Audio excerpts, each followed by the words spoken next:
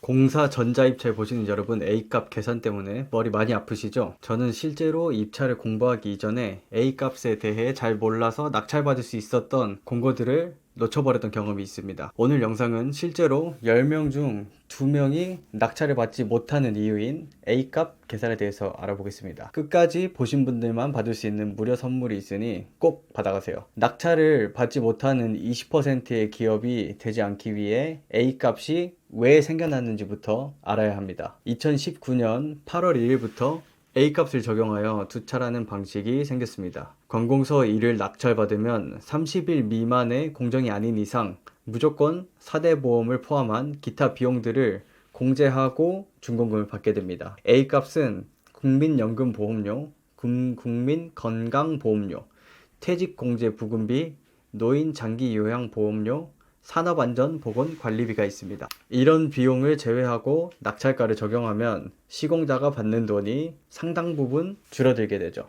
이 비용을 낙찰 단가에 영향을 받지 않게 고정해두면 어떨까요? 시공자가 받는 돈이 더 커지게 됩니다. 무슨 말인지 이해가 가셨나요? 더 쉽게 설명드리기 위해 엑셀 계산기로 보여드리겠습니다. 영상 아래 블로그 링크를 걸어뒀습니다. 여기서 A값 계산기를 무료로 받아가세요. A값 계산기를 함께 보시죠. 입력란과 출력란이 있습니다. 입력란에 공고문에 있는 정보들을 그대로 적습니다. 그리고 출력란을 클릭하면 기존 투찰 방식과 A값을 적용한 투찰 방식 두 가지가 동시에 나옵니다. 제가 예시로 가져온 이 공고 같은 경우 투찰가 차이가 무려 550만원 납니다. A값을 적용하고 난 후 시공자는 준공금을 550만원 더 받아갈 수 있겠죠. 낙찰 단가를 적용해도 세금을 내는 금액은 똑같은데 A값을 따로 빼서 낙찰률을 적용하지 않으니 시공자가 받는 준공금이 더 커지는 것이죠. 이렇게 노동자의 안전도 보장해 줄 수 있고 준공금도 더 여유롭게 받을 수 있어서 작업 품질은 올라가고 안전관리 비용과 4대 보험 비용도 보존해주는 방식이 A값을 이용한 투찰 방식입니다. 자, 이제 나라장터 사이트에서 A값을 찾는 방법을 알려드리겠습니다. 첫 번째, 나라장터 사이트에서 우리가 투찰해야 하는 공고문을 클릭합니다. 그러면 이렇게 공고 상세창이 나오는데 아래로 스크롤을 조금만 내려보세요. 자, 지금 보이는 그림처럼 기초금액 공개란에 있는 기초금액 조회 버튼을 클릭합니다. 공사 기초금액 상세 조회라는 새로운 창이 하나 나타납니다. 여기에 A값에 대한 내용이 나와 있어요. 체크된 빨간 박스 보이시죠? 이 값을 적용해서 투찰하시면 됩니다. 쉽죠? 가끔 공고 담당자가 기초금액 조회란에 A값을 빼먹고 올리는 경우도 있습니다. 이때는 어떻게 해야 할지 참 헷갈리는데요. 그럴 때는 공고문을 열어보시면 됩니다. 이제 공고문의 위치는 모두가 알고 있죠. 공고 상세창 가장 아래쪽으로 스크롤을 내리면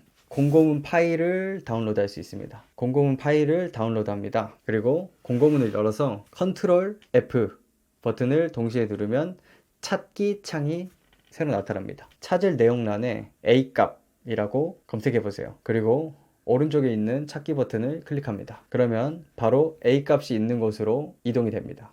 여기서 가끔 또 일어나는 문제가 있습니다. 공사 금액이 크고 A값에 해당하는 금액이 매우 큰 비중을 차지하고 있는데도 불구하고 A값에 대한 안내가 없을 때가 있어요. 이럴 땐 어떻게 해야 될까요? 첫 번째, 공고 담당자에게 직접 전화를 해서 문의를 하는 방법이 있습니다. 공고 담당자의 연락처는 공고문 파일을 열었을 때 제일 하단에 적혀 있으니 찾아서 꼭 전화를 해보자고요. 그리고 두 번째, 담당자가 연락이 안 되는 경우 참 난감한데요. 투찰이 전까지 우선 기다려봅니다. 그러면 빼먹은 A값에 대한 명시를 수정하고 다시 재공고를 하는 경우가 있습니다. 세 번째, 가장 최악의 상황인데요. 담당자가 전화도 안 받고 투찰 전날까지 기다렸는데도 A값에 대한 안내를 모르겠을 때, 그럴 때 제가 오늘 선물로 드린 A값 계산기를 이용해서 기존 투찰 방식과 A값을 적용한 투찰 방식의 두 가격을 비교합니다. 그리고 둘 중에 더 큰 값을 투찰하시면 됩니다. 하지만